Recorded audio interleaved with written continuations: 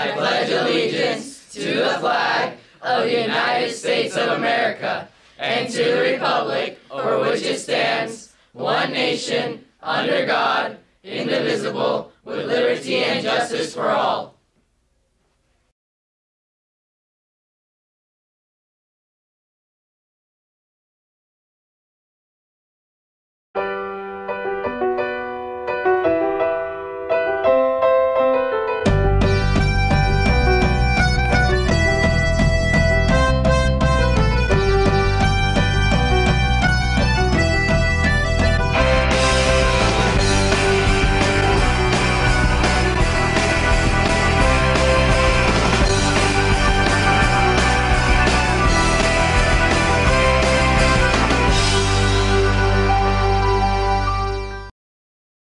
Good morning, Cougars. Today is Monday, March 11th. Welcome to SCTV News. I'm Ryan Ord. And I'm Cooper Maltby. It's hard to believe, but the end of quarter 3 is near.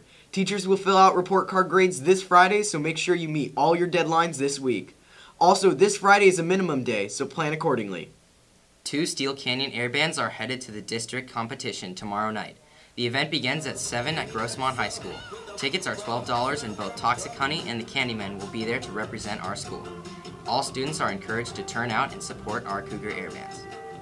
This week, Cougars will kick ash. For the next 5 days, students will take a stand against youth smoking and vaping, and we're getting ready for a big rally on Thursday at lunch with music, games, and a performance from Toxic Honey. The whole week is designed to teach students the reason why smoking is a bad idea. Friday Night Live is a youth leadership club. We promote healthy lifestyles, a drug-free way of life, and we're partnering with the county Friday Night Live partnership, and we do work within the community and other middle schools, and we host 2 annual camps every year, and we have 2 annual events, Red Ribbon Week and now Cougars Kick Ash, which is our stand against smoking and vaping.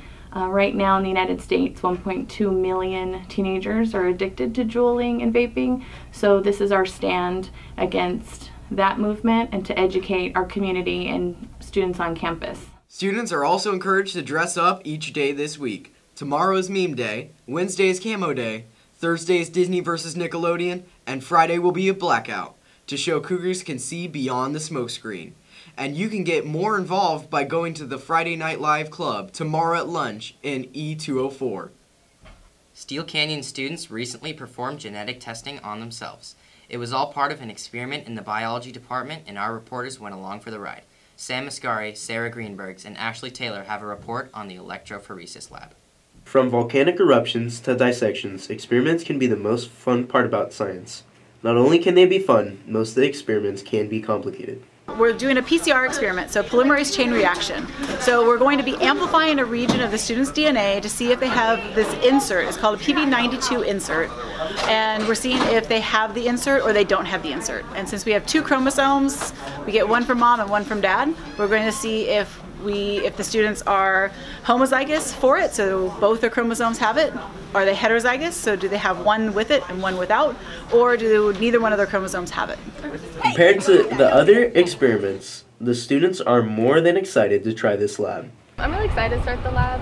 We're studying our own DNA. Usually with labs, everything's prepared in advance, so everyone usually gets about the same results, but this is personalized to us, each of us individually, and we figure out if we have a particular gene, so we can figure out if we have it at all, if we have it just like half of the gene, so it's pretty cool.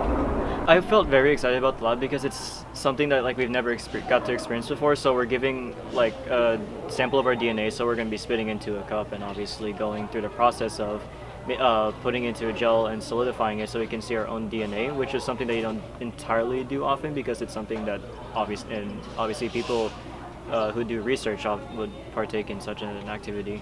Finishing the lab, the students were able to see what type of DNA they have and are now able to see what genes they inherited from their ancestors. I'm really happy with how the lab turned out. We didn't make any mistakes in my group, so that was really nice. Usually sometimes something goes wrong and you can get messed up results. I found out that I was homozygous negative, meaning I didn't get an allele from either of my parents, so I guess my ancestors weren't migratory. It's interesting to do those kinds of labs because professional scientists do that all the time. The Ancestry.com, 23andMe, it's really amazing to do and get to experience this lab. I felt really hesitant about it at first because I was wondering what would my result be? Would I be heterozygous, homozygous, or have no data to show whatsoever? And then afterwards I found out that I was heterozygous, which is really cool because I now know how I got my genes from, if it was homozygous dominant, heterozygous, and whatnot. One of many, this lab was complicated and fun in its own way. For SCTV News, I'm Samuel Mascari. Baseball plays University City today. Varsity is on the road and JV is at home. Both games at 3:30. And boys golf has a tournament at Cross Creek Golf Course today at 3. That's all the news we have for you today. Have a great week. Rah rah Cougars. Cougar Pride. Get some.